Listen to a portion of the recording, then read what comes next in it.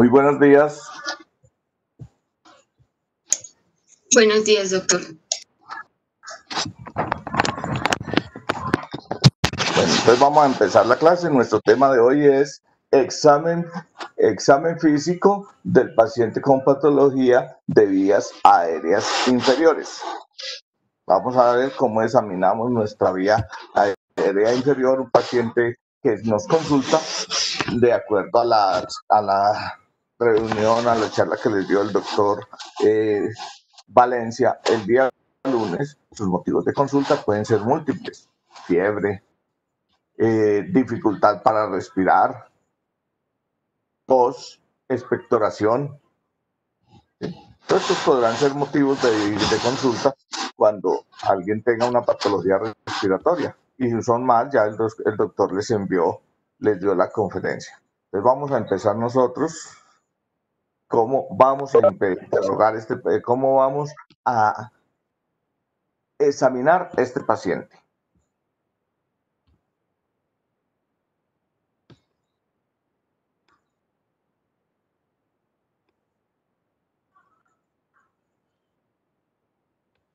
Entonces, para empezar a examinar el paciente en el aparato respiratorio de un paciente con una patología de este sistema, pues tenemos que tener en cuenta que las afecciones respiratorias, y valga decir que las infecciones son el número mayor dentro de estas afecciones, son uno de los motivos de consulta más frecuentes en la práctica clínica. Es decir, que los médicos nos vamos a pasar más tiempo revisando el aparato respiratorio que cualquier otro sistema orgánico.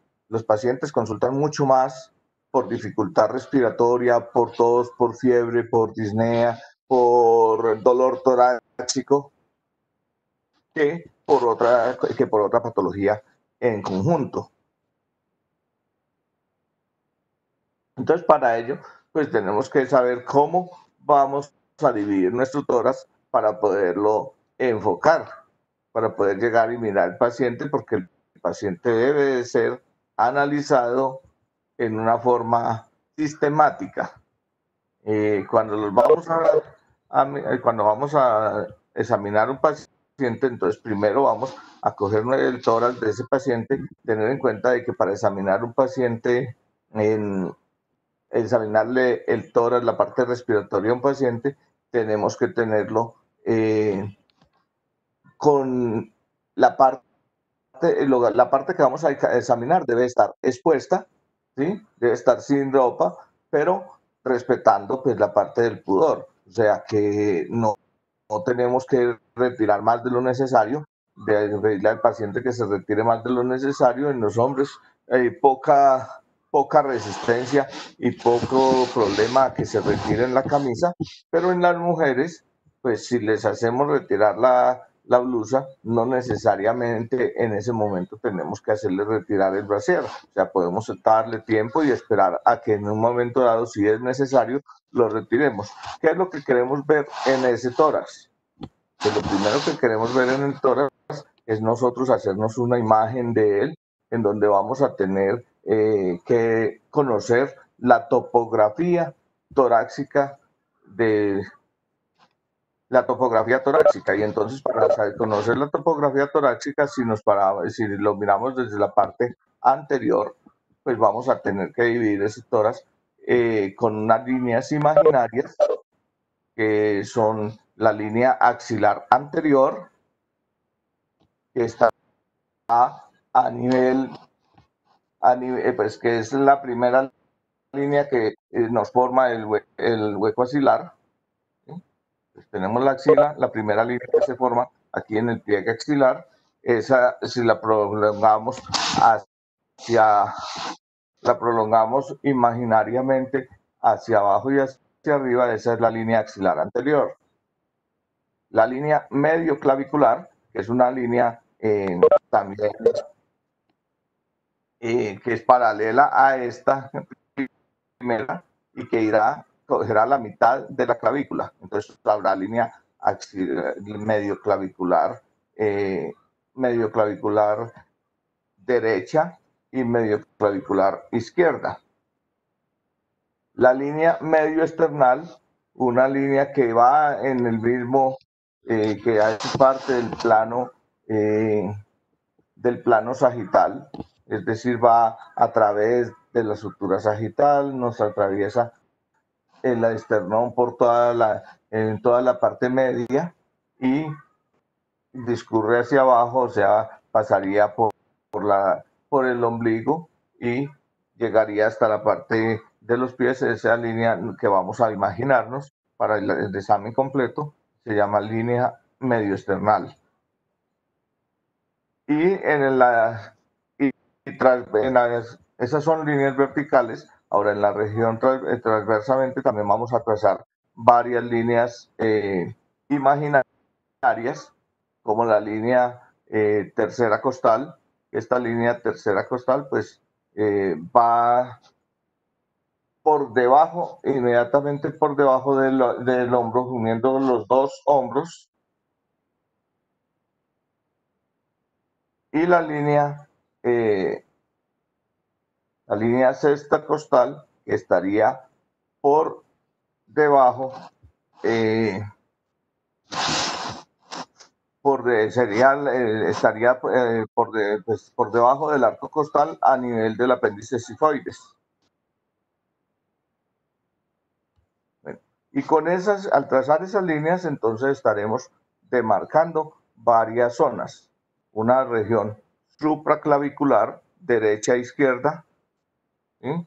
Una región infraclavicular, también derecha e izquierda, un área mamaria que estará en el medio dentro de la línea tercera costal y sexta costal, y las líneas medio claviculares,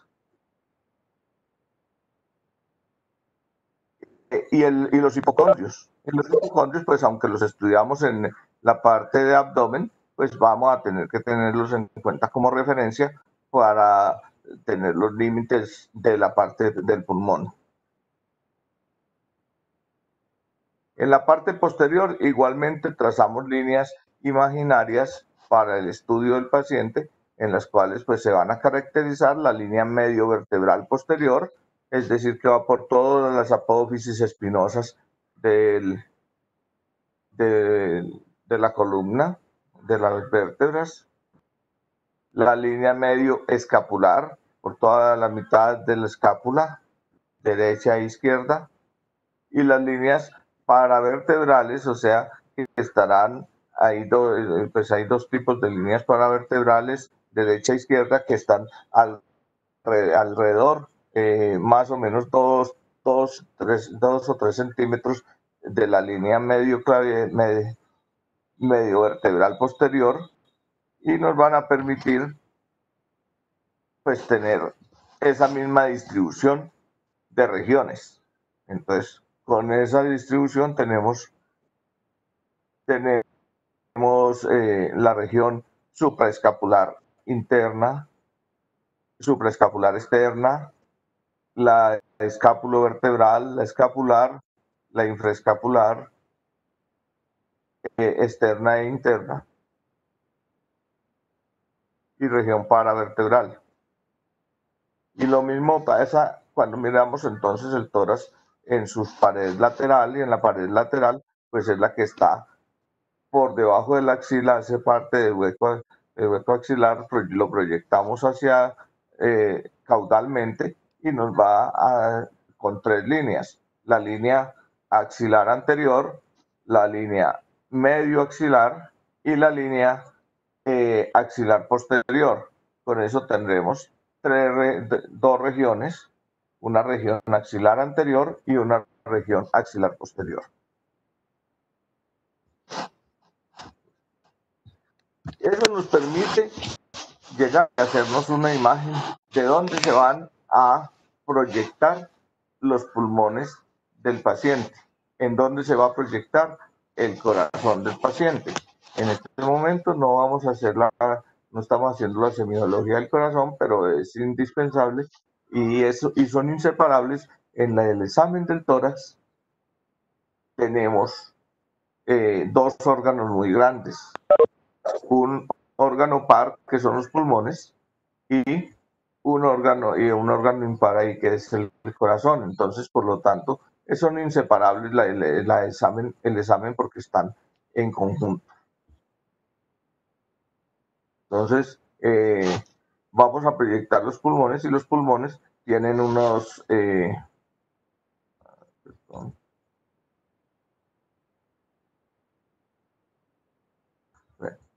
entonces, los pulmones se proyectan en los espacios, en las regiones que demarcamos. Entonces, los ápices pulmonares se proyectan en las regiones supraclaviculares. Si queremos auscultar bien el ápice, lo vamos a auscultar en la región supraclavicular, o ahí inmediatamente por debajo de la clavícula. Ahí vamos a tener los lóbulos superiores y básicamente y los ápices. Listo. En la parte, bien, sabemos que el pulmón derecho tiene 3 lóbulos, que el pulmón izquierdo tiene 2, ¿sí? Y que entonces los lóbulos superiores de ambos pulmones los vamos a poder auscultar. Entonces, el del pulmón derecho estará en región supraclavicular, infraclavicular, y la parte superior de la región mamaria. En el lado izquierdo estará viendo casi toda la región mamaria, el lóbulo superior. Espacio que en la parte derecha estará cubierto por el lóbulo medio, será la proyección del lóbulo medio. Y el lóbulo inferior estará por debajo de la región inframamario, casi que a nivel del hipocondrio. En la parte posterior igualmente se puede hacer la división. En la parte posterior se van a proyectar los lóbulos superiores y los lóbulos inferiores, pero no tendremos proyección en la parte posterior del lóbulo medio del pulmón derecho. Entonces, el tórax anatómicamente ya lo teníamos delimitado, y habíamos dicho que el tórax estaba delimitado por las vértebras torácicas, las costillas a cada lado, la horquilla supraesternal y el esternón. Dice que en la parte superior va desde el ángulo de Lewis y las clavículas. Bueno, entonces ahí teníamos la delimitación del tórax. Y esa delimitación del tórax ¿es para qué? Pues para tener en cuenta de que los órganos que vamos a examinar están contenidos en el tórax. La mayoría, hay que tener en cuenta que algunos están en el cuello.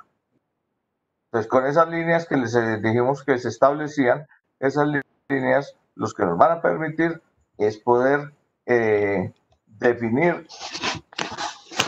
en qué parte está el órgano afectado, y por lo tanto nos va a dar una imagen, una idea de cuál es el órgano o cuál parte del órgano es la que se está afectando. Pues,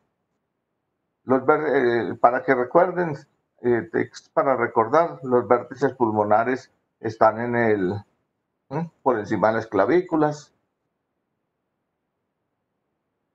En el plano posterior, los ápices van hasta la primera vértebra torácica.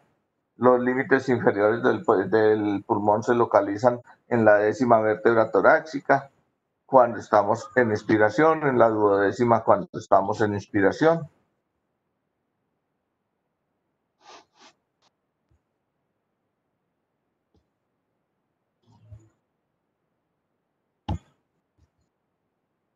Que el examen debe hacerse con una persona sentada en una posición cómoda, que nos permita la exploración sucesiva en todos los planos, es decir, debemos de tener el paciente en la mitad de más o menos en la mitad de una sala en la cual podamos dar vueltas alrededor de él y podamos examinarlo visualmente y después, como de inicio, la inspección sea alrededor de él, luego todo sin necesidad de estar movilizando al paciente. Que se debe hacer un estudio secuencial del paciente, entonces vamos a empezar habitualmente en la parte anterior, luego en la posterior y luego en las paredes laterales, lo cual se hará comparativo. Que hay que utilizar las 4 técnicas básicas de la exploración y esas son inspección, palpación, percusión y auscultación. Hoy vamos a mirar la inspección, palpación y percusión. No vamos a mirar la auscultación porque pues eso es todo un capítulo, es muy grande, la auscultación pulmonar tiene bastantes temas para revisar, entonces vamos a llegar hasta ese. Listo. En el examen físico general de todo paciente, todo paciente, no importa la patología que tenga, siempre vamos a tener que llegar y revisar, hacer un examen físico general. Y en el examen físico general del paciente con alguna patología respiratoria, pues debemos de mirar siempre el estado nutricional. En el estado nutricional tenemos hallazgos de entrada de importancia porque, por ejemplo, el paciente con un estado nutricional deteriorado, depende si es en una forma aguda o si es en una forma crónica, puede mostrarnos varias cosas. Podemos tener un paciente desnutrido porque tenga una patología que está consumiendo sus energías, que lo está llevando a un síndrome constitucional y esta puede ser un cáncer, ¿sí? También puede ser una tuberculosis. Tenemos pacientes, entonces en el estado nutricional, el paciente obeso con cianosis, que es famosamente conocido como el abotagado azul, que es uno de los tipos más frecuentes en el EPOC de tipo bronquítico. ¿Listo? La coloración de la piel nos sirve para lo mismo. Paciente cianótico, paciente rosado, son asociados con patologías respiratorias de tipo EPOC. El aleteo nasal y el aleteo nasal, el uso de músculos de la respiración, aleteo nasal es pues el levantamiento de las alas de la nariz cuando el paciente está respirando. Cuando el paciente inspira, se levanta la ala de la nariz como tratando de dar espacio, como buscando espacio para que ingresara más aire. Eso lo llaman también sed de aire y ese aleteo nasal pues se da cuando hay dificultad, entonces cuando hay dificultad respiratoria que requiere un mayor esfuerzo, está buscando mayor cantidad de aire. El uso de músculos accesorios de la respiración. Sabemos que la respiración pues se realiza en una forma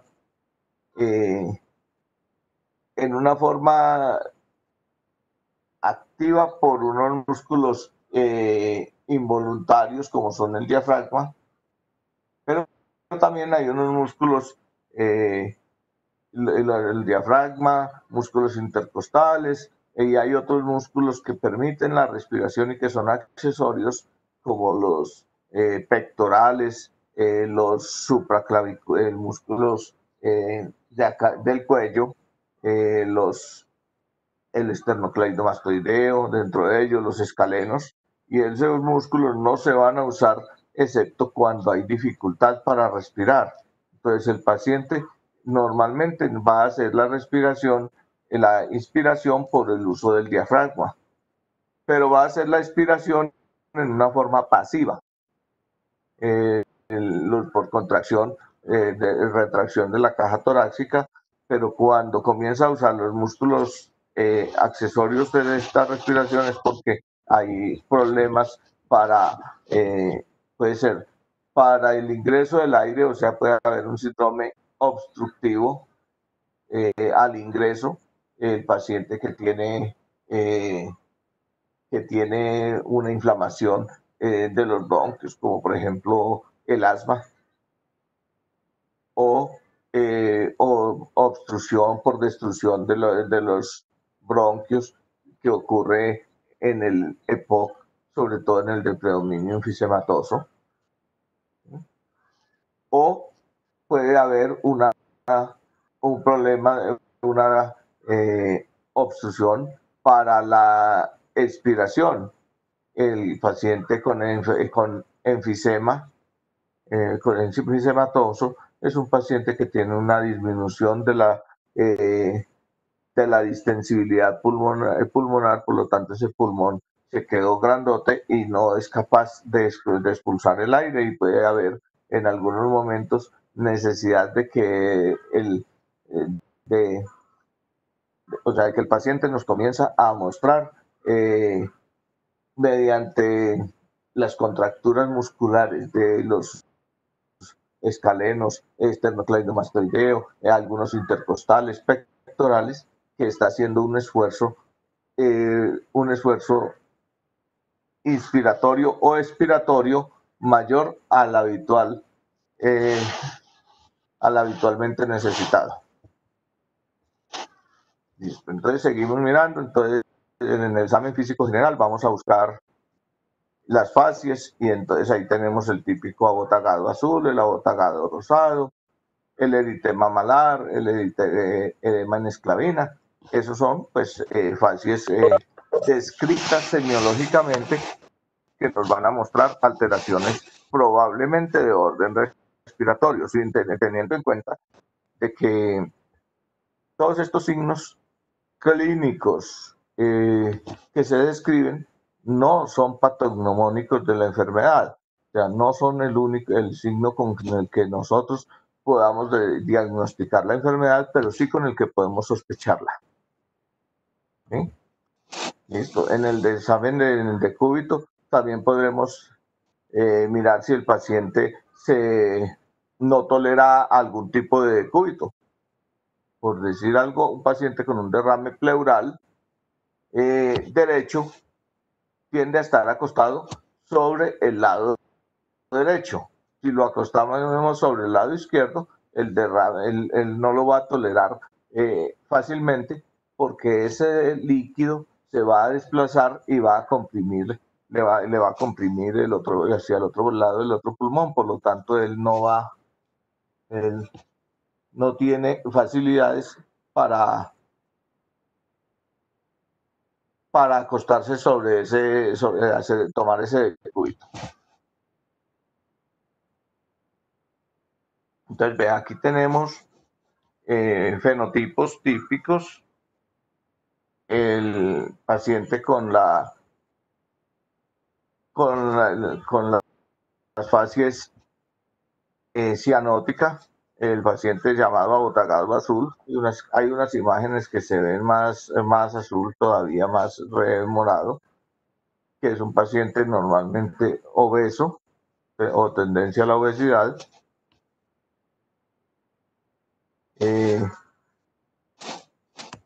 Es obeso con una respiración superficial y con facies con la cara de color cianótico. O el paciente flaco, emaciado, rosado y soplando, que este es el soplador rosado. El edema en esclavina, paciente que está edematizado aquí alrededor del cuello y de la región supraclavicular, pues de la región alrededor de la clavícula está todo el edema, y en la cara, que es asociado con patología, con el síndrome de obstrucción de la vena cava.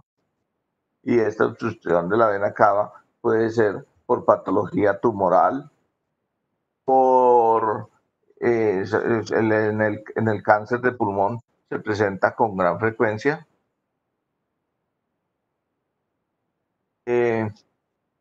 o con obstrucciones que pueden ser por compresión, por una lesión en el mediastino que nos compriman la vena cava. Entonces, ese edema en esclavina es también frecuente en los pacientes que les hayan hecho patología, pues que hayan tenido un cáncer de mama, porque les hacen vaciamientos ganglionares y les pide ese mayor compromiso a nivel de la vena cava. Entonces, para inspeccionar el tórax, vamos a inspeccionar el estado de la piel, tejido celular subcutáneo, estructuras musculoesqueléticas, y dentro de la piel, pues ahí es típico buscar los nevos en araña, la circulación colateral, la ginecomastia, cualquier otro tipo de nevos que aparezcan.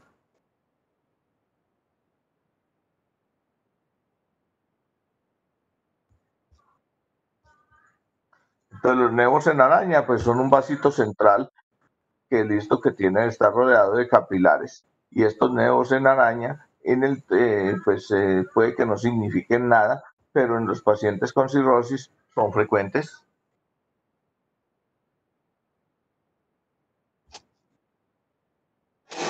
La circulación colateral, que es buscar vasos engrosados, tortuosos a nivel del tórax, y estos pueden ser a nivel del tórax en la parte inferior, por obstrucciones a nivel de por hipertensión portal,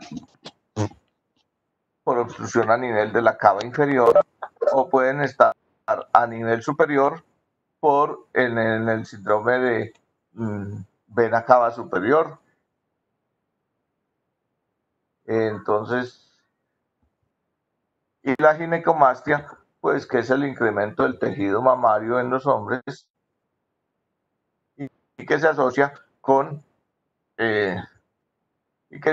pues con patologías de tipo hiperprolactinemia, incremento en los estrógenos en los hombres, o en algunos casos con patologías tumorales tipo cáncer de mama en el hombre. Cuando vamos a inspeccionar el tórax, tenemos que tener en cuenta de que el tórax se inspecciona en dos momentos. Y entonces hay una inspección torácica estático, y hay una inspección torácica dinámica. ¿Eso qué quiere decir? Pues que yo en la inspección del tórax estático, pues lo que voy a mirar es esos aspectos iniciales que les nombré, la piel, la configuración, si hay alguna asimetría en los hemitórax.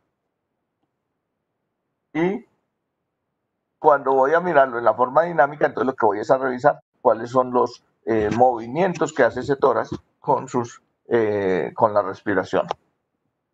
Entonces, en la parte estática vamos a mirar la configuración, la forma y simetría de la caja torácica, si hay retracción en alguna parte, si cómo se mueven las costillas con respecto a los espacios intercostales. Entonces, en los tipos de tórax, eso depende de la columna vertebral, el esternón, las costillas, y vamos a tener varios tipos de tórax, ¿sí? Habitualmente tenemos un tórax simétrico, es decir, si lo miramos a partir del esternón a lado y lado, no debería de haber diferencias. Y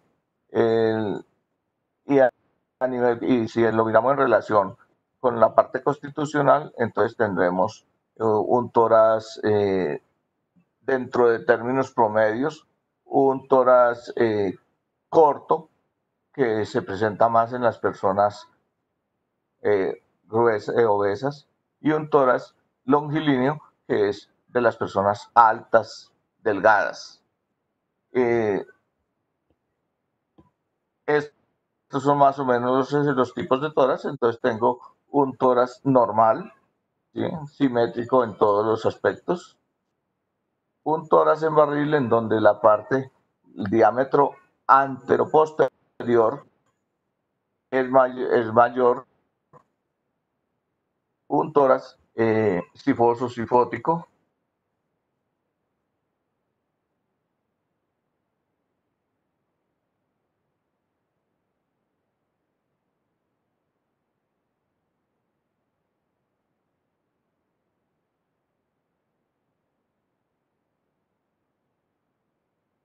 Perdón un momento.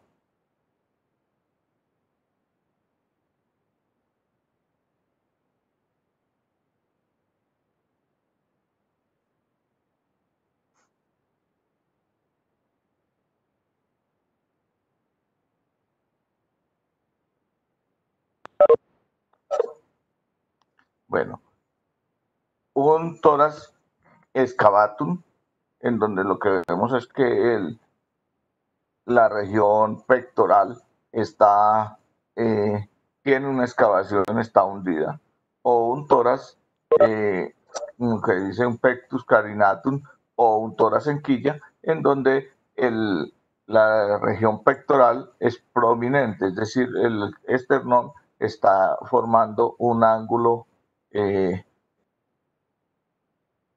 un ángulo hacia adelante de él.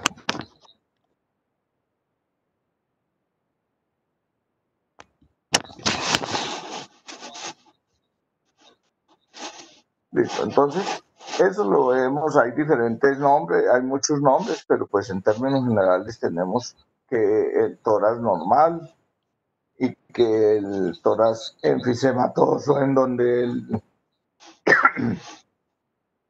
el diámetro antero-posterior es bastante elevado con respecto al diámetro transverso. ¿Sí? Los tórax asimétricos, en donde vemos un hemitórax abombado y otro disminuido en sus diámetros. Esto normalmente se da en las patologías en donde hay atelectasias, donde hay una fibrosis pulmonar severa. El tórax acanalado o excavatum, que ya les nombré, en donde las costillas quedan haciendo un ángulo hacia adentro, y el tórax en quilla, las costillas y el esternón nos hacen un ángulo hacia afuera. Entonces, recordarles que la inspección del sistema respiratorio, aunque estamos en la mayor parte en el tórax, pues también hay que mirar la parte del cuello, porque hay que mirar la tráquea y las vías respiratorias superiores. Y en las vías respiratorias superiores, recuerden que empezamos en la nariz y hacemos la visualización, la inspección a través de las fosas nasales y a través de la boca para mirar la parte posterior de la faringe. ¿Sí? En cuanto al tórax dinámico, pues en el tórax dinámico lo que vamos a hacer es el análisis de los movimientos de la caja torácica con la respiración, y en ella vamos a mirar estos aspectos de importancia. 1. El tipo respiratorio. 2. La frecuencia. 3. El ritmo y profundidad de la respiración. El patrón ventilatorio, la amplitud o expansión de la caja torácica con la respiración y los signos de dificultad respiratoria. En cuanto al tipo respiratorio, el tipo respiratorio es describir si tenemos una respiración costal, si tenemos una respiración abdominal o respiración tóraco-abdominal. Tener en cuenta si tenemos una si es diafragmática. Tener en cuenta que las mujeres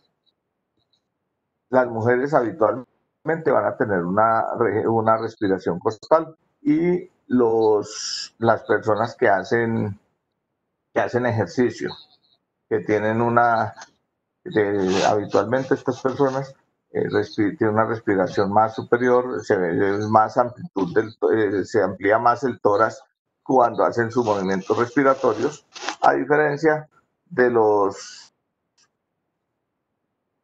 adultos y los niños, en donde tienen una respiración diafragmática o abdominal, y lo que vemos es que se ensancha la parte inferior y el abdomen cuando hay la inspiración. En los adolescentes la respiración también es costal, dada la flexibilidad de las costillas aún. Eso digamos que ese es entonces el tipo de respiración simplemente es definir si tenemos una respiración costal, abdominal o o tórax abdominal. En la frecuencia respiratoria tenemos que tener en cuenta pues lo que ya les di de la clase que les dio el doctor Álvarez, en donde la frecuencia respiratoria normal definida en muchos libros puede estar entre 15 a 20, pero que depende de muchas circunstancias. Depende del entrenamiento de la persona y como esta es el único signo, y cuando vamos a tomar signos vitales, este es el único que puede manipular voluntariamente, entonces podríamos tener variaciones que irían desde los 8 hasta los 25 respiraciones por minuto. Y entonces en esos casos llamamos taquipnea al incremento de la frecuencia respiratoria, ¿sí? Y llamamos bradipnea a la disminución de la frecuencia respiratoria, ¿sí? Entonces, pues cuando hablamos de una bradipnea absoluta en el que tenga una frecuencia respiratoria por debajo de 8 respiraciones por minuto, pero tener en cuenta de que un deportista, un atleta que esté respirando unos 10 o 12 veces por minuto, no tiene una bradipnea. ¿Sí? Y una persona que acabe de hacer ejercicio, va a tener también una expresión en su frecuencia respiratoria y va a depender también de su estado de acondicionamiento físico. Entonces vamos a tener que el deportista de alto rendimiento, cuando termina su ejercicio, puede tener patrones, frecuencias respiratorias alrededor de 20, mientras que la persona que no hace ninguna actividad física va a tener una taquipnea franca, porque va a estar va a estar por encima de las 25. Pero entonces ahí tendríamos conceptos de que, de acuerdo al paciente, un paciente que basalmente tenga una frecuencia respiratoria de un número determinado durante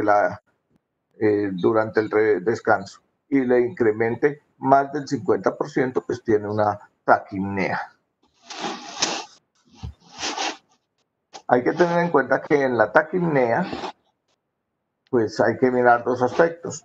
Si el paciente tiene disminución de la amplitud, o sea que está respirando rápido y superficial, y de pronto eso se puede asociar a que tenga fiebre, a que tenga anemia, a que tenga un trastorno de ansiedad. Pero si tiene un incremento en la amplitud, es decir, tiene una frecuencia respiratoria alta, pero las respiraciones son profundas, está absorbiendo bastante aire en cada una de ellas, pues esto es lo que frecuentemente encontramos post ejercicio, y entonces ese se podría llamar polipnea o hipernea. O sea, ese paciente no solamente está respirando múltiples veces, sino que está entrando mayor volumen de aire a sus pulmones. Entonces, la misma respiración tenemos que analizarla entonces en el ritmo y la profundidad de las respiraciones. Entonces decimos que normalmente nadie hace un esfuerzo para respirar. Ni siquiera la mayoría de las veces ni siquiera somos conscientes de que estamos respirando, lo estamos haciendo así como una actividad rutinaria de estas involuntarias, como no nos damos cuenta de que el corazón está latiendo, excepto que tengamos palpitaciones. Eso mismo eso es lo normal dentro de el ritmo y dentro del ritmo respiratorio. ¿Sí? Habitualmente nuestra respiración tiene hay tres momentos, y esos tres momentos tienen una relación entre ellos, y es que la inspiración dura 3 veces lo que dura la apnea. Nosotros inspiramos, expiramos, hacemos una pausa, volvemos a inspirar, expirar, pausa, y eso tendrá una relación de tiempos de 3, 2, 1. O sea, inspiración, si lo tomáramos en segundos, entonces diríamos que la inspiración duró 3 segundos, la expiración duró 2, y hacemos una pausa pequeña de apnea de 1 segundo. Volvemos a hacer el mismo ciclo. Esos ciclos, cuando se cambian, tienen significación desde el punto de vista patológico. Entonces, por ejemplo, el paciente con un EPOC enfisematoso se demora, la inspiración es más corta que la expiración. ¿Por qué? Porque es que ya les expliqué que ahí hay una disminución en la capacidad de retracción de esa caja costal y del tejido, el parénquima pulmonar, porque está inflado por aire, y ese paciente trata de soplar, de botar el aire en una forma más con mayor esfuerzo, y por eso se demora más. Ese es uno de los ejemplos típicos. En el asmático, igualmente, hay un problema para la expulsión del aire. Entonces, ese paciente asmático también tiene un periodo de expiración prolongado.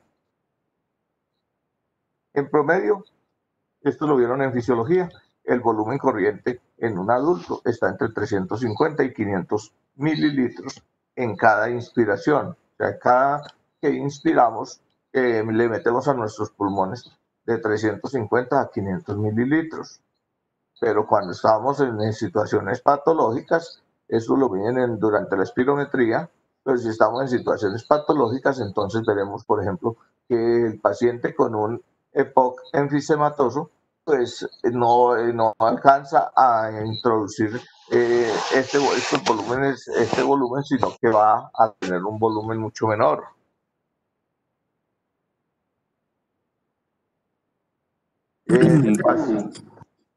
Señor. Doctor, ¿me podría repetir cuál es el que se aumenta el tiempo de inspiración? El tiempo de inspiración de inspiración o de expiración. Les dije dos de expiración que se aumentan. Se aumenta el tiempo de expiración en el enfisematoso, en el paciente y en el paciente con con asma.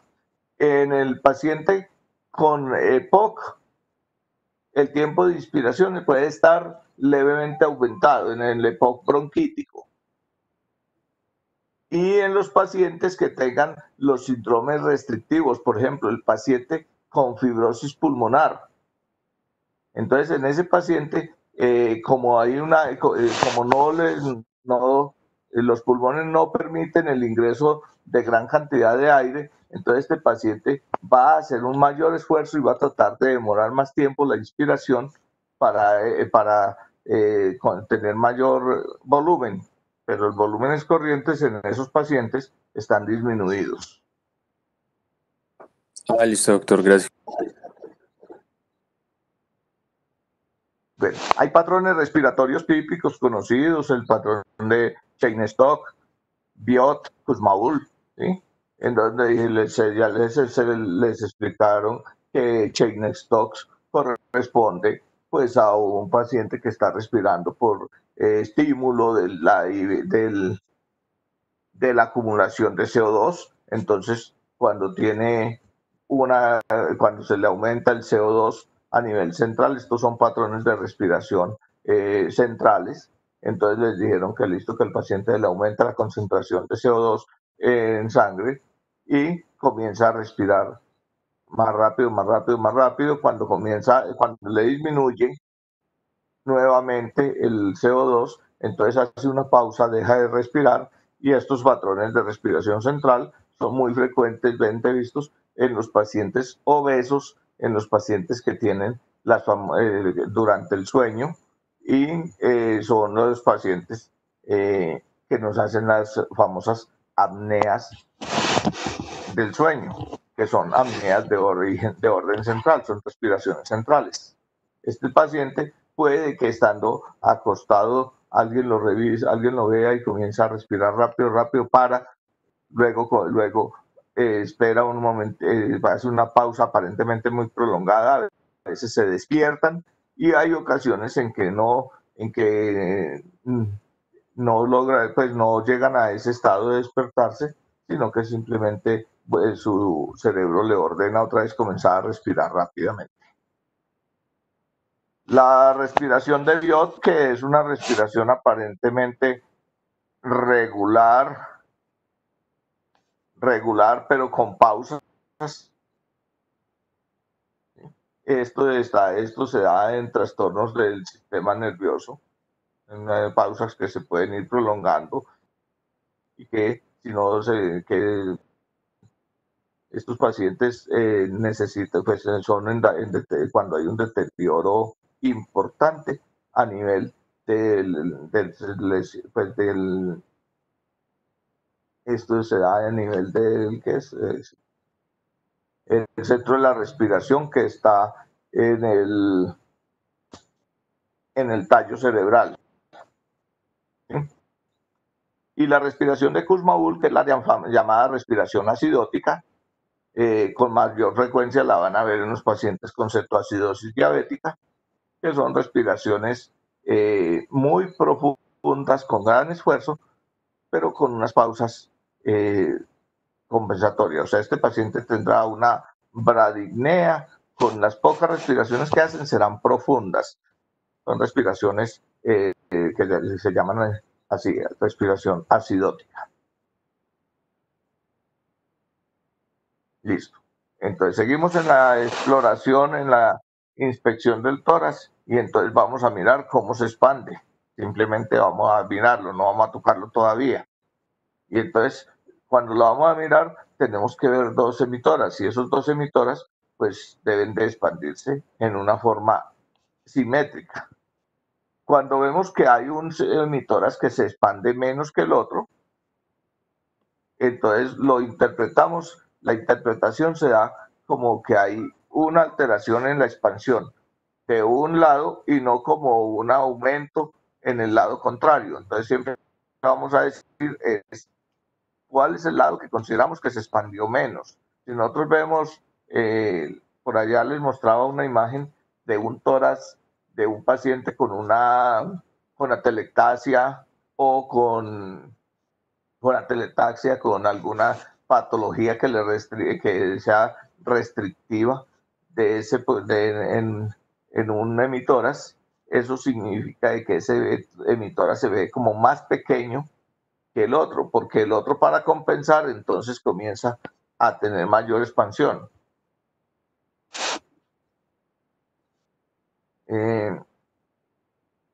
Y los signos de dificultad respiratoria dentro de la inspección. Vamos a la inspección, estamos todavía en la inspección. Entonces, en la inspección tengo los signos de dificultad respiratoria. Dije que los signos de dificultad respiratoria son el aleteo nasal, los tirajes. Los tirajes corresponden a retracciones anormales dentro del patrón respiratorio de los músculos en ciertas áreas. Entonces, tiraje, cuando nosotros estamos respirando, nuestras fosas claviculares y la fosa, y aquí en la parte supraesternal, normalmente no tiene movimiento. ¿Sí? Y entonces, cuando hablamos de tirajes, estos músculos que están supraclaviculares y aquí a nivel de la fosa external hacen retracción, y entonces vemos movimiento en esas áreas. Igual, cuando estamos respirando en un patrón normal, los músculos intercostales sí están contrayendo, pero no se percibe un movimiento ni una retracción, pues un movimiento importante en ellos ni una retracción. Cuando hablamos de tiraje intercostal, entonces lo que vemos es que los espacios intercostales se hunden. O los tirajes subcostales. Y los tirajes subcostales es que cuando se respira, en vez de abombarse el abdomen, entonces se retrae la parte aquí subcostal. Esa también hace parte, cuando es muy pronunciada, se llama la respiración paradójica o la disociación tóraco-abdominal. Entonces, vamos a tener tirajes supraclaviculares, supraesternales, infraclaviculares, intercostales o subcostales. El uso de músculos accesorios de la respiración.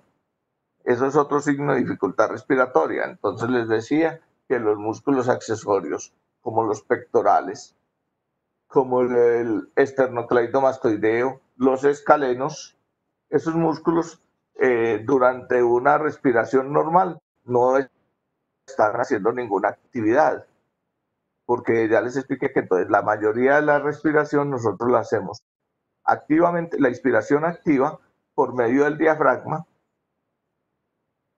¿sí?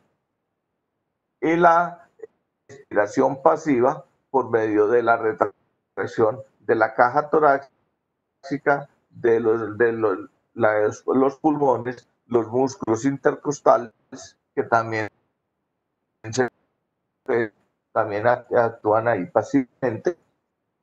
Y en los casos en que tenemos que hacer mayor compromiso, o sea, vamos a tener que, por ejemplo, el paciente que tenga dificultad, que sienta, tenga dificultad para ingresar el aire, vamos a utilizar los músculos pectorales, los músculos intercostales para ingresar mayor cantidad de aire. Lo que se ve cuando tenemos el paciente en post ejercicio, ¿qué hace? Normalmente los pectorales y los intercostales están levantando las costillas para permitir un ingreso de mayor cantidad de aire. Hacer uso de músculos accesorios de la respiración. Y la respiración paradójica pues, es cuando nosotros estamos respirando, normalmente el abdomen, si inspiramos, el abdomen el abdomen se abomba, en la expiración se aplana. ¿Por qué razón? Pues sencillamente cuando nosotros inspiramos, el diafragma desciende y el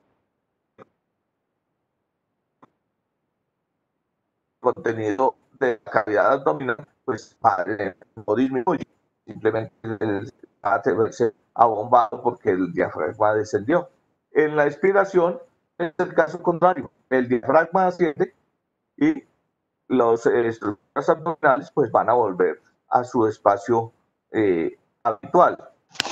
En la respiración paradójica se pasa el caso contrario. Entonces, cuando inspiramos puede haber una retracción de la pared abdominal y cuando expiramos hay un abombamiento de ella. Eso se llama disociación, es respiración paradójica.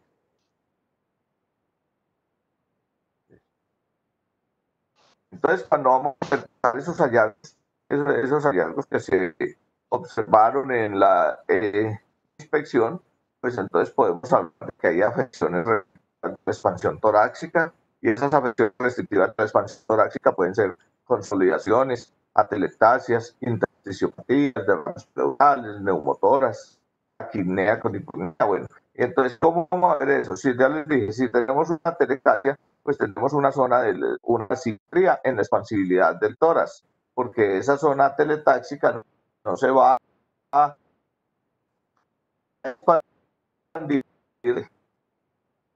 ese emitoras o donde tengamos tamaño, porque hay atelectasias muy pequeñas que no van a causar alteración visible durante una inspección, nos van a decir, listo, entonces, hay una gran atelectasia, ese tórax no se está expandiendo. Y usted lo van a ver, un emitoras que se ve con poco movimiento durante la respiración y el otro con movimientos aparentemente ampliados.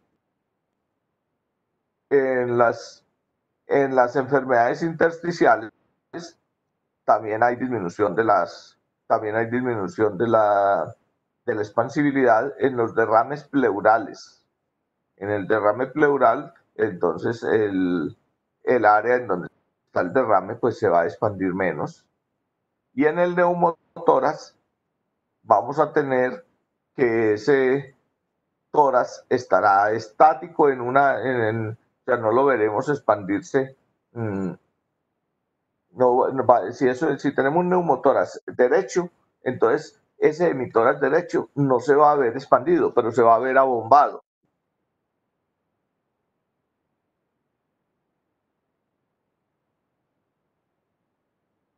Listo. En las afecciones, y también entonces teníamos afecciones de tipo restrictivo y afecciones de tipo obstructivo.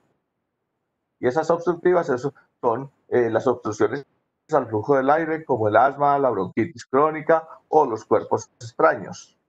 Y que las obstrucciones pueden ser intratoráxicas, y esas intratoráxicas se van a manifestar porque hay tirajes, hay respiración más lenta pero más profunda, prolongación del tiempo de expiración. Entonces les dije que en el asma se veía con gran frecuencia, que el paciente pulmonar crónico con enfisema tiene una respiración bastante prolongada, y tenemos las obstrucciones extratoráxicas que se manifiestan como tirajes, como estridor laríngeo. ¿Sí?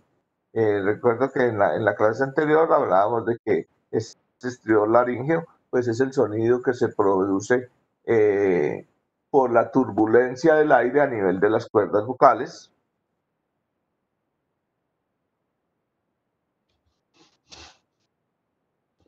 Listo. Entonces ya pasamos de la inspección a la palpación. Tengo el paciente que listo, lo voy,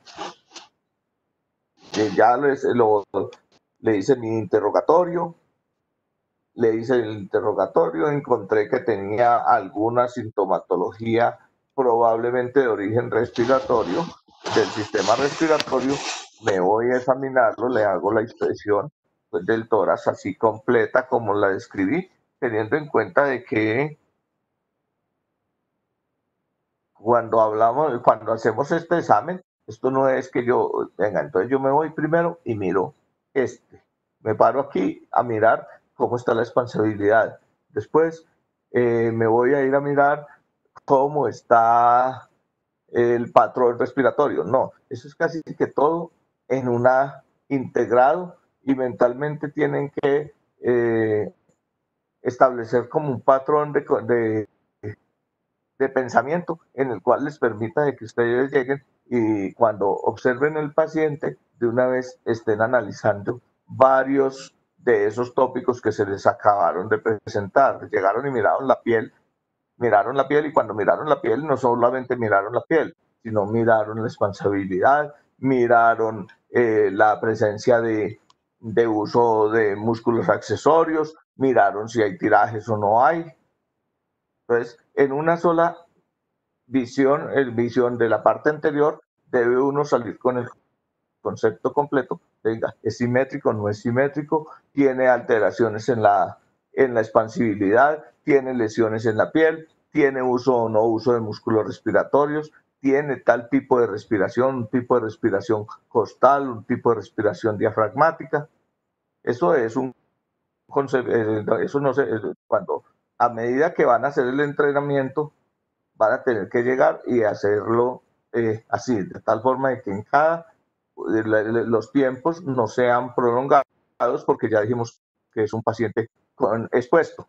Entonces le vamos a decir al paciente, quítese la camisa, a la señora quítese su blusa, o a la muchachita algo, y eso genera reacciones de pudor y entre más cortos sean los tiempos, para ellos es mucho mejor.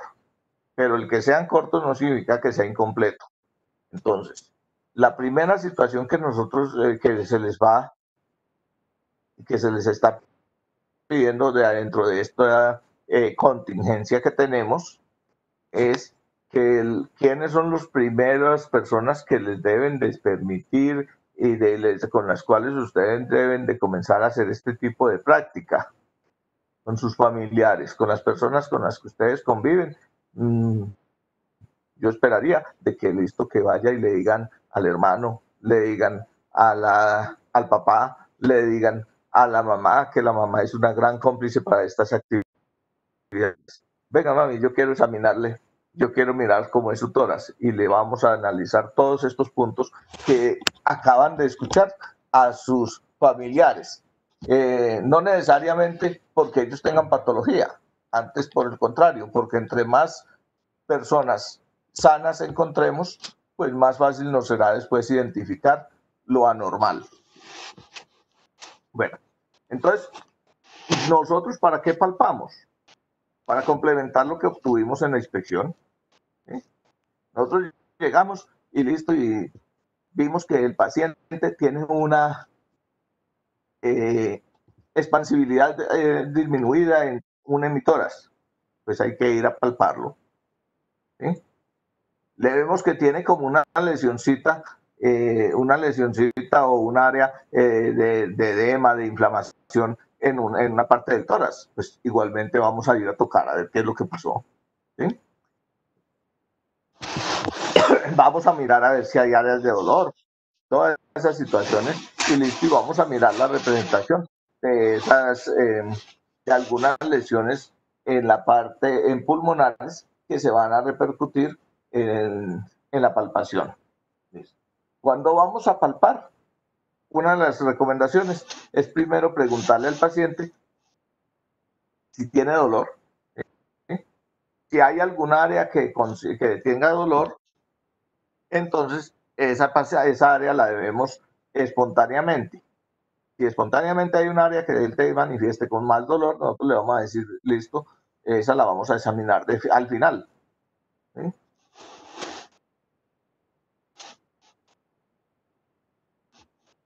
Vamos cuando encontremos algún área que tenga alguna alteración, que le encontremos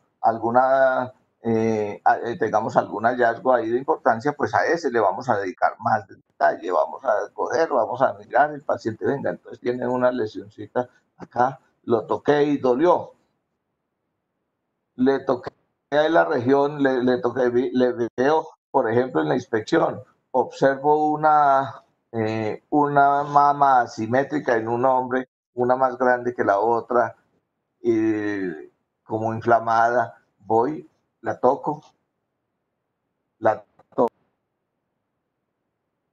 inicialmente, listo, le determino cuál es el volumen o qué siento en esa área, ¿sí? Y me voy a concentrar un poco en esa área hasta describir, listo, si hay masa, no la hay en la parte inferior, si hay secreciones por esa mama, ¿sí? Todas las relaciones que yo pueda encontrar con respecto al área donde donde tuve un hallazgo de importancia, algo que me llamó la atención. Si le encontré, si vine y entonces le examiné la mama y le encuentro como una especie de masa, cómo está la axila. ¿Sí? Es eso. Entonces en la palpación siempre vamos a ir a buscar ese tipo, a hacer un énfasis sobre la parte que tenga alguna alteración de importancia. ¿Sí? Entonces, con la punta de los dedos vamos a recorrer todo el tórax. Vamos a recorrerlo. Vamos a tocar los arcos costales, vamos a tocar el esternón, vamos a tocar los espacios intercostales. ¿Y qué vamos a buscar? Pues vamos a buscar si hay áreas de inflamación, si hay áreas de retracción, si hay dolor cuando toquemos, si hay cómo es el músculo de esa área, si palpamos algún tipo de masa anómala, en las paredes, en el tejido subcutáneo es frecuente que palpemos masitas, bolitas como de grasa, que son los llamados lipomas, y esos lipomas hay unos pequeñitos que son completamente benignos y que no van a causar ningún tipo ni siquiera de síntoma, excepto la mayoría estéticamente ni siquiera se alcanzan a apreciar en la inspección, pero que uno lo logra tocar. Pues todas esas es lo que vamos a ir a revisar con la punta de los dedos. Luego, entonces en la palpación vamos a tener alteraciones, por ejemplo, en la sensibilidad. Entonces tenemos dolor en la unión costocondral. Costocondral o codoesternal, la unión en esa articulación, eso es decir, aquí será paraesternal. Tenemos el esternón, aquí en los siguientes 2-3 centímetros alrededor del esternón tenemos las articulaciones costocondrales. Esas articulaciones que tenemos ahí se inflaman en ocasiones y causan dolor importante que se va a reproducir al tocar. Entonces ese es el típico paciente, sobre todo se da en las mujeres, que consulta por dolor torácico. Mujer habitualmente joven, consulta por dolor torácico que se incrementa cuando hace respiración profunda, cuando hace algún tipo de movimiento. Y pues la mayoría consultan porque les da miedo que tengan alguna patología cardíaca. Pero que por epidemiología uno dice no es como muy claro, y le toma sus signos vitales, están normales, pero va y le toca alrededor del esternón y encuentra puntos de dolor exquisito. Ese llamado el síndrome de Tietz, que es por la inflamación de esas articulaciones, eso es muy frecuente. Las fracturas y las fisuras costales también son frecuentes posteriores a trauma, y en ocasiones ni siquiera a trauma. Tenemos pacientes que tengan episodios de tos intensa, persistente. Durante esos episodios de tos pueden haber fracturas costales. En los pacientes con alguna patología tumoral, hay fracturas costales patológicas. Por ejemplo, los pacientes con cáncer de pulmón, con cáncer de mama, o los hombres con cáncer de próstata. La osteoporosis, la paciente mayor, la paciente ya senil, hombre o mujer que hizo algún tipo de esfuerzo y posterior manifiesta dolor en su reja costal, puede tener una fractura patológica por osteoporosis. Y las neuralgias intercostales, pues esas neuralgias intercostales son esos dolores que se asocian a que en el medio, recuerden que en la parte por debajo de cada costilla discurre el paquete vasculonervioso, en donde va una arteria, una vena y un nervio, que es el que da sensibilidad a esa región intercostal. Cuando hay alguna inflamación a nivel de ese nervio, pues también nos va a causar dolores importantes. Y uno de los más típicos de esas neuralgias son las neuralgias posherpéticas o las neuralgias herpéticas. Que la posherpética pues es el paciente que tuvo la infección, la que llamada culebrilla, que es el herpes zóster, y que posterior a un episodio de esos puede quedar una neuralgia posherpética continua, o que esté iniciando un periodo de una inflamación de esa raíz de ese nervio, porque vaya a desarrollar, teniendo activo un herpes. Entonces hay que buscar todas esas alteraciones cuando palpamos el paciente. También encontramos en la palpación, podemos encontrar varias situaciones. Podemos encontrar enfisema subcutáneo, y enfisema subcutáneo es esa sensación de que estamos tocando un colchoncito de aire que se retrae cuando lo tocamos. Recuerden que hay unas bolsitas para proteger sobre todo aparatos electrónicos que tienen como un poco de... es una bolsa llena de bolsitas de aire, como de cojincitos de aire, y que uno los estripa y siente la sensación, esa sensación de aire debajo de su mano. Eso es lo que llamamos nosotros enfisema subcutáneo. Entonces, cuando ustedes van a palpar una pared torácica, pues van a buscar eso. En la punta de los dedos, al ustedes tocar, van a poder sentir si hay aire que se desplace ahí mismo. Cuando ustedes lleguen y tocan le hagan presión suavemente, el aire se va a desplazar hacia los lados. Eso lo llamamos enfisema subcutáneo, y el enfisema subcutáneo pues puede presentarse en varias patologías. Por ejemplo, el paciente que tenga un neumotórax, que tuvo una herida una herida penetrante a tórax, se rompió el pulmón, ese paciente entonces comienza a filtrar aire desde el pulmón hacia el tejido celular subcutáneo, y uno lo siente como ese colchoncito de aire ahí. El frémito o roce pleural, pues esto se siente, es una vibración, es una vibración que no necesariamente es patológica, pero que ahorita hay que revisarle otros aspectos. Cuando alguien habla. Los roncus palpables, los pacientes que tienen los pulmones llenos de secreciones, cuando uno le pone la mano al tórax y él respira, uno puede sentir el movimiento de ese moco, de esa secreción allá dentro del pulmón. Las adenopatías, o sea, el crecimiento de ganglios linfáticos, que se debe buscar en los sitios, en la región supraclavicular, primordialmente supraclavicular, en el cuello y en la parte axilar. Eso es.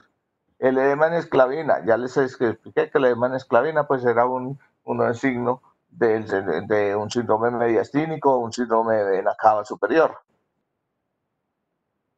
La tumefaxia mamaria, también les expliqué que listo, que había que si ustedes ven alguna asimetría en las mamas, pues hay que ir y explorar, a ver, buscando secreciones, masa, dolor.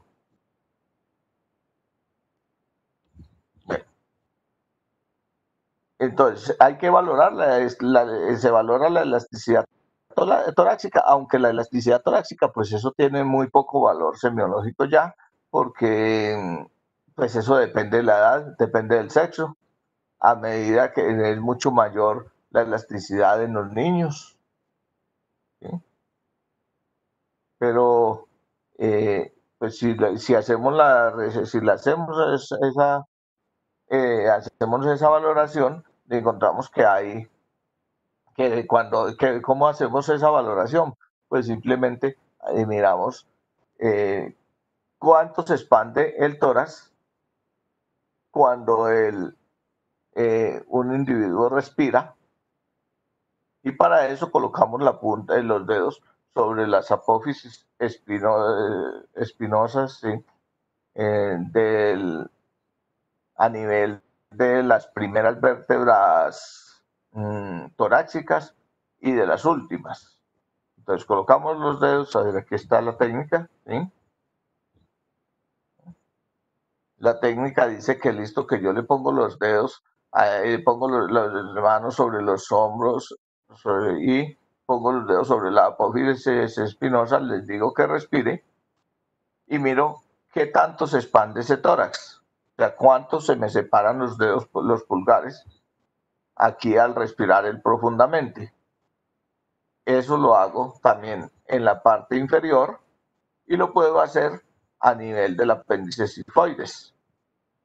Con esos datos voy a tener cuál fue el grado de expansión de ese tórax, pero como les dije ahorita, pues no es una maniobra que tenga gran valor semiológico porque en los niños es muy amplio, pero en los adultos, dependiendo también de la masa muscular, va a ser, es muy pequeño. Entonces yo tengo un paciente que hace ejercicio, pues tendrá una expansibilidad torácica grande, pero un paciente obeso que no hace ejercicio, probablemente la expansibilidad torácica, lo que me muestra aquí en esta separación, va a ser mínimo. ¿Listo? Pero si la expansibilidad torácica está disminuida, pues entonces eso se puede dar en algunas patologías como en el enfisema pulmonar, en la espondilitis anquilosante. En el enfisema pulmonar ese tórax se va a mover, el movimiento del tórax tanto en inspiración como en expiración va a ser muy poquito, que es una de las patologías más frecuentes que van a encontrar con respecto a cambios en la elasticidad, o porque hay alteración en el contenido del tórax. Si yo tengo un derrame pleural voluminoso, pues entonces ese aire no me va a dejar, ese líquido que hay ahí por de fuera del pulmón, no me va a dejar que el pulmón se expanda y entonces por lo tanto la caja torácica tampoco. O si tengo un tumor grande, un tumor de gran volumen a nivel de pleura, a nivel de pulmón, pues esa zona no puede ser ocupada por aire y por lo tanto tampoco se va a ver un aumento en esa elasticidad, no se va a ver una expansibilidad de la caja torácica, que pues no la vamos a poder palpar ahí. Listo. Entonces, las alteraciones de la expansión, si son bilaterales, se presentan en patologías, sobre todo patologías crónicas como el enfisema, la fibrosis pulmonar difusa, o en derrames pleurales bilaterales que son poco frecuentes.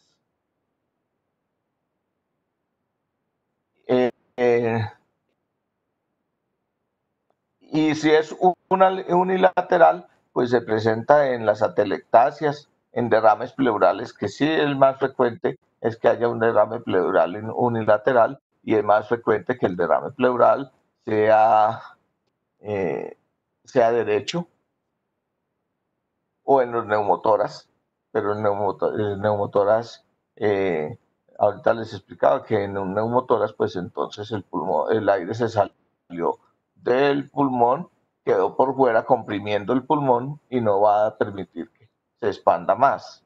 Es como cuando tengo una bomba de esas, un globo de esos que lo inflo de aire, cuando ya se llena hasta cierta parte, ya no nos hace demasiada resistencia al ingreso del aire y si le metemos más, pues lo que se va es a romper.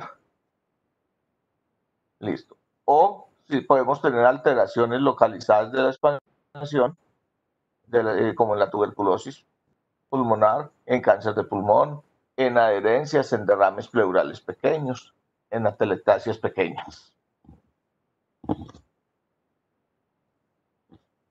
Listo. Ahorita les decía que el frémito lo buscamos dentro de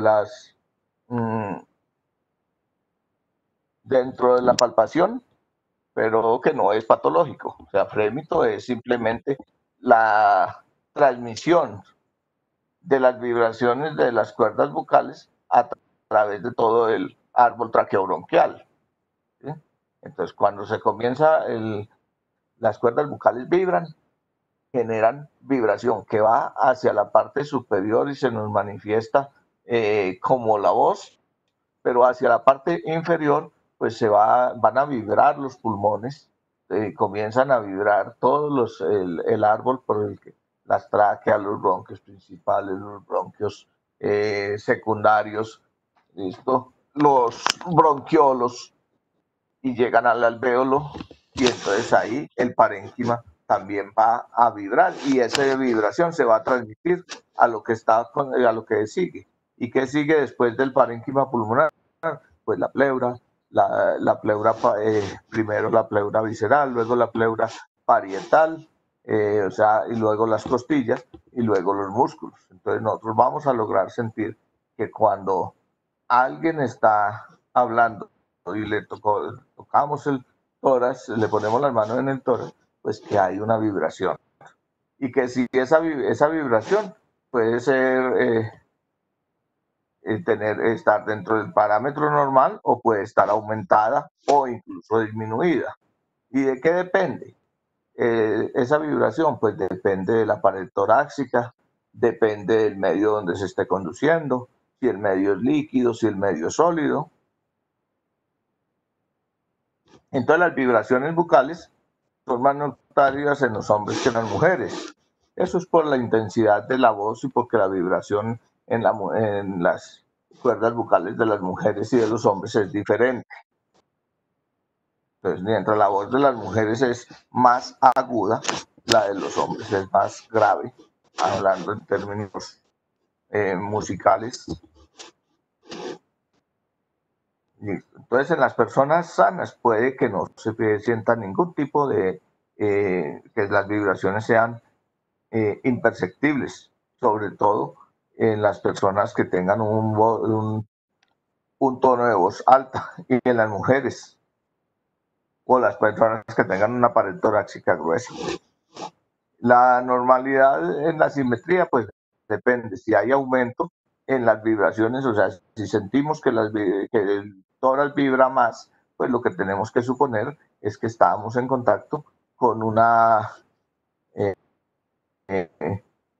pues que hay un material diferente del aire en esa zona que permite mayor conducción de la vibración, como por ejemplo una neumonía, como por ejemplo una caverna, que hay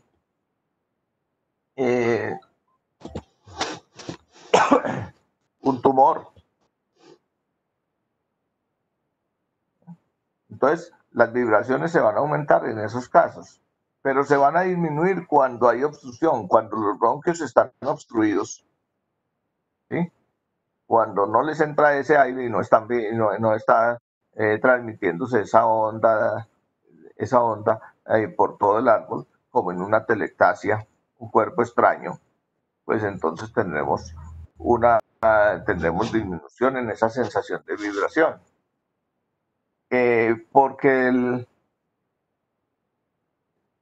Porque haya disminución en la capacidad para vibrar del parénquima. O sea, el parénquima está tan a tensión que ya no vibra o está tan destruido como pasa con las paredes en el enfisema pulmonar, en donde el parénquima pulmonar se va destruyendo y lo que van quedando son grandes espacios de aire, las llamadas posteriormente bulas.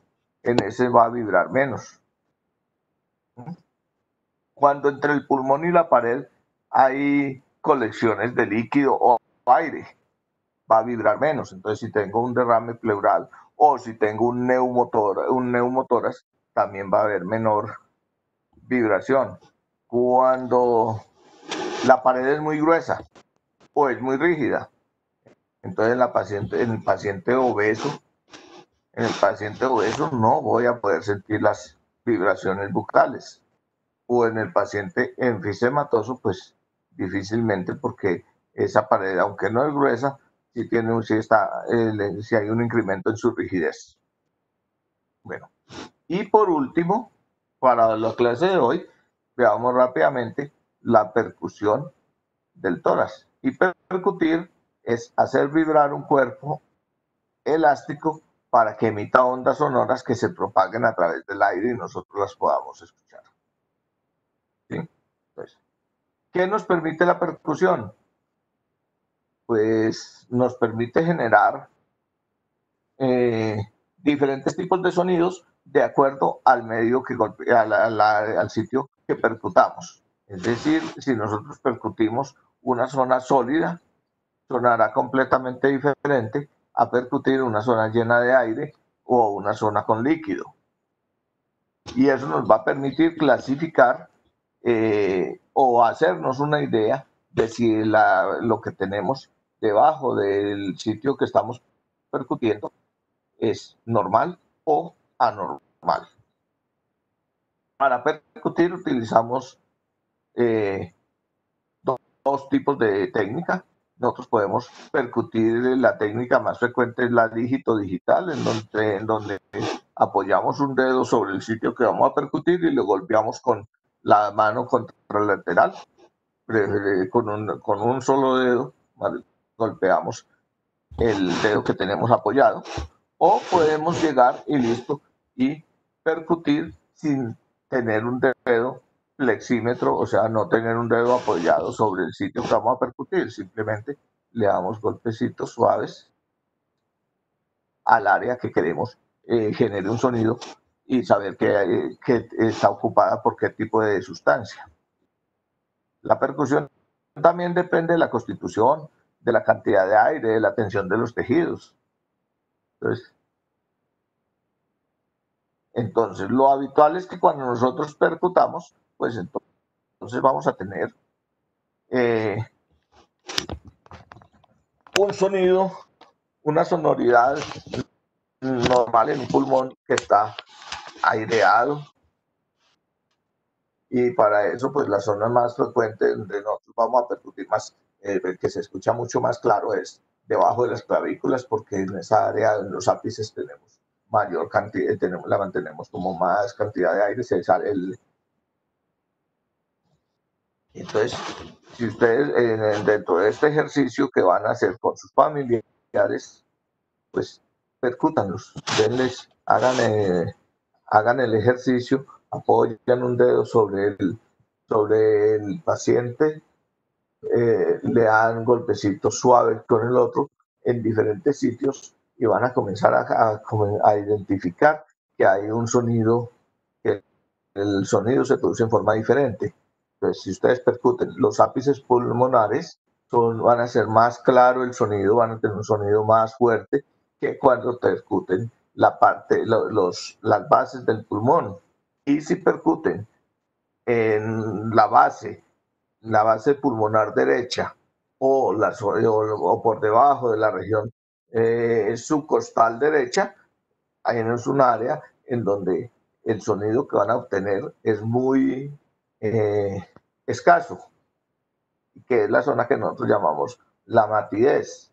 ¿Sí? Matidez es percutir sobre una zona, es el sonido, cuando un sonido mate lo obtenemos cuando percutimos sobre una zona sólida. Y la parte final del pulmón se está entremezclando con el hígado, o sea que tenemos una zona muy sólida, por lo tanto, esa zona deberá tener un sonido mate, apagado, y será una zona mucho más sonora cualquiera de las partes superiores de los pulmones. Cuando hay líquido, también vamos a tener un sonido mate. Y cuando hay mucho aire, en sitios de que no debería de estar, pues vamos a tener una sonoridad aumentada. Por decir algo, si al percutir la región del hígado tenemos un sonido muy intenso, una sonoridad fuerte, pues lo que vamos a tener es que sospechar de que hay de que en esa zona hay un neumoperitoneo, por ejemplo.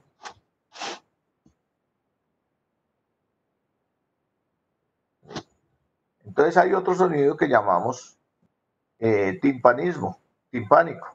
Y ese sonido timpánico es el sonido que nos producen los órganos que solo tienen aire. Es algo que esté lleno de aire, al percutirlo, a darle golpecitos así, lo que nos va a producir es solo, pues es un sonido de alta intensidad, de mayor duración, y que lo vamos a encontrar, por ejemplo, al percutir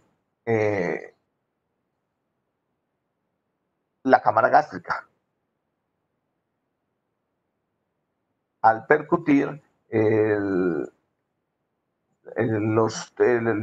por ejemplo, cuando tenemos el paciente con distensión abdominal porque tiene muchos gases, le percutimos el abdomen y entonces vamos a encontrar un área timpánica completamente, a un sonido bastante alto. Y cada que hacemos percusión, pues debemos de hacer la comparativa. Si vamos a percutir el ápice pulmonar izquierdo, igualmente tenemos que ir a hacerlo en el ápice pulmonar derecho. Entonces, la recomendación ahí sí es que usted percuta en una parte del tórax y ahí mismo percuta en la contralateral, no todo un hemitórax y luego todo el otro, sino simétrico. Entonces, de acuerdo a eso, pues en el primer y segundo espacio vamos a tener mayor sonido. En el segundo y tercero, en las mujeres va a ir siendo mate o submate porque ahí están las mamas. A nivel de la tercera costilla, después de la tercera costilla hacia abajo en la parte anterior, pues vamos a tener también un sonido submate, no completamente mate, pero sí submate porque está el corazón.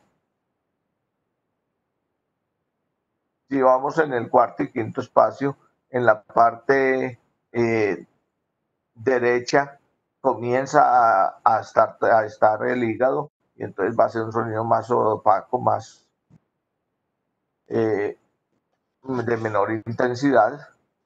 Y a nivel del reborde costal izquierdo va a haber mayor sonoridad porque en esa zona está el estómago.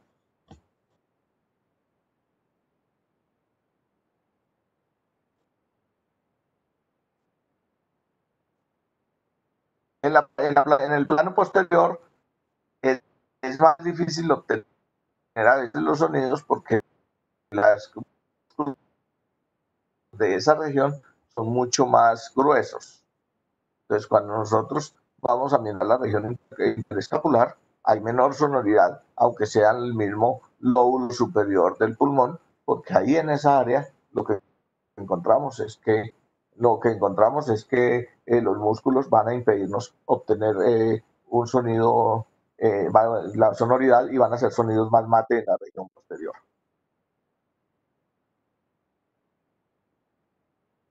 Listo. Entonces, en la región infraescapular ya vamos a obtener mayor sonoridad. Y volvemos a obtener sonidos mate a nivel después del octavo espacio intercostal derecho por la presencia del hígado. Y en los planos laterales vamos a encontrar sonidos de mayor intensidad.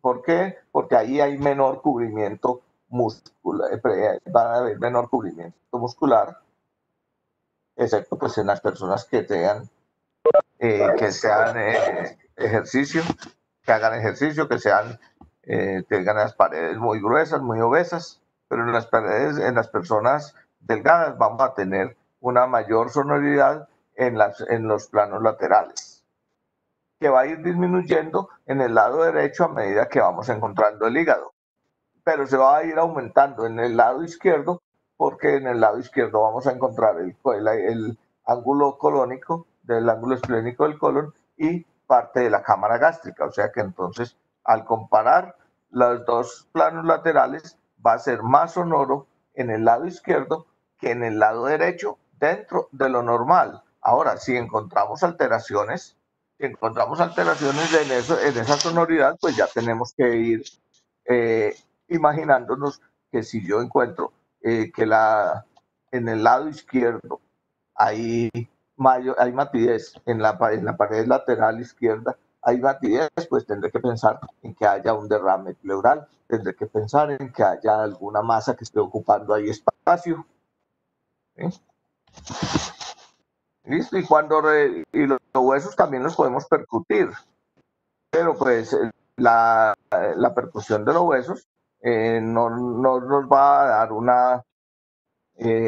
no nos va a dar, digamos, que algún tipo de información de gran utilidad. Sabemos que si percutimos la clavícula, pues va a ser más sonora a nivel de la parte proximal al esternón, menos a nivel de la parte, menos sonoro a nivel de la parte distal cercana al hombro, porque está ya lo que es la masa muscular, les van a opacar el sonido. Que si hoy percutimos el esternón, pues este va a ser sonoro durante casi en toda la parte, excepto a la parte final, hacia el nivel del apéndice sifoides. Y también podemos percutir los huesos de la columna vertebral, y básicamente, más que en la parte ósea, lo que buscamos en esa zona al percutir, pues en los sonidos ahí, lo que buscamos al percutir es las zonas de hiperestesia, zonas de hiperalgesia, ahí, pero igual se da lo mismo. O sea, ¿qué buscamos? ¿De qué buscamos? En donde hay mayor sonoridad y en donde se va disminuyendo, con respecto a los órganos que sabemos anatómicamente que están debajo.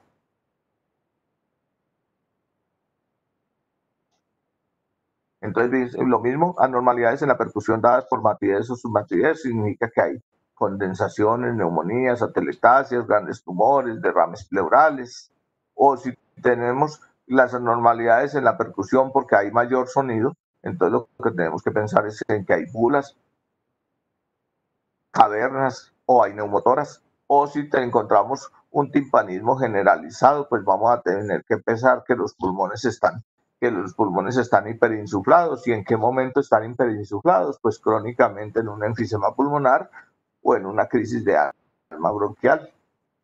Si hay una desaparición de la matidez hepática, entonces tendremos que pensar que hay un neumoperitoneo, ¿sí? O también se nos desaparece la matidez hepática en un enfisema pulmonar. ¿Listo? Y hasta ahí estamos en lo que es la inspección, palpación y percusión del sistema respiratorio. ¿Preguntas? Doctor, Dígame. ¿usted nos podría enviar la presentación, por favor? Es que durante la charla se entrecortaron muchos pedazos. Sí, yo les puedo enviar la presentación, no hay problema.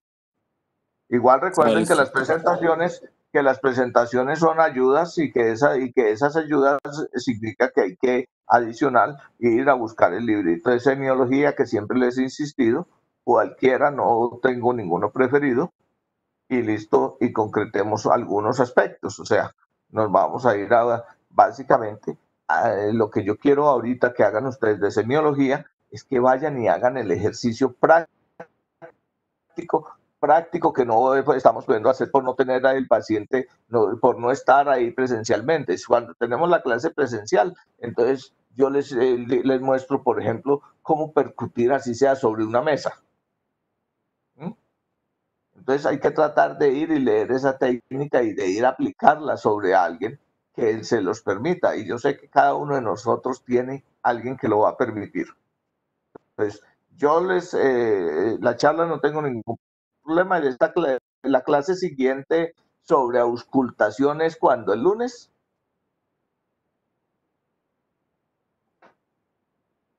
Aló.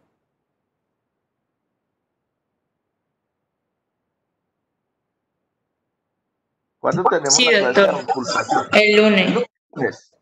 Sí. Bueno, entonces el lunes me recuerdan y les doy la presentación, incluyendo la auscultación, que como ustedes vieron, ahí en esa misma presentación sigue.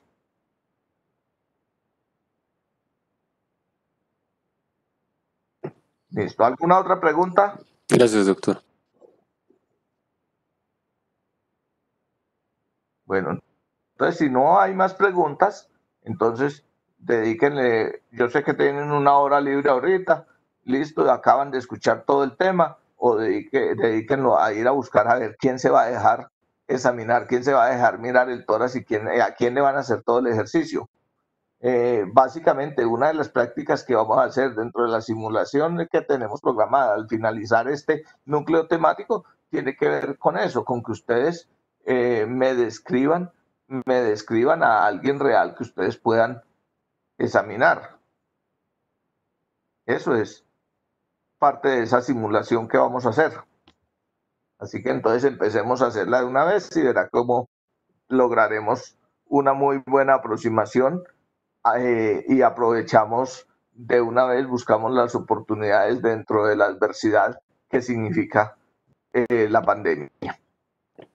Doctor, ¿de qué libro dijo No que siendo podemos? más libro, no, cualquiera. O sea, mire, hay semiologías de muchos tipos. Yo no les recomiendo las semiologías antiguas porque nosotros aprendimos con ellas, pero pues describen una cantidad de signos y síntomas, de signos sobre todo, que el signo de, con una cantidad de epónimos que la verdad no son muy aplicables. Hay unas semiologías más basadas en la evidencia, la de Argente Álvarez. Las últimas versiones de Cediel le han hecho mucha modificación. Que son mucho más aplicables. Hay unos libros libros de exploración física de por acá. Mire, yo tengo incluso unos en formato PDF de exploración física que son bastante completos. Le voy a enviar unos dos a Juan Felipe para que se los comparta. No se los puedo compartir a través de ningún medio institucional porque pues se supone que los derechos de autor y eso me lo estarían impidiendo. Yo no podría difundir ese libro así, pero como es para situación académica, les voy a compartir unos dos libros que tengo por ahí de esos en PDF, diferentes a los que tiene la universidad, que en la parte de semiología son muy poquitos. En la biblioteca de la universidad en semiología uno encuentra muy poco libro. Entonces, a Juan Felipe le voy a enviar unos dos libros de esos de exploración, que no solamente van a incluir la parte respiratoria, van a incluir todo el demás tema. Pero entonces yo le envío eso a Juan Felipe para que se los reparta a ustedes. Listo, muchas gracias, doctor. Bueno, pues entonces, muchas gracias a ustedes. Nos estaremos viendo el próximo lunes.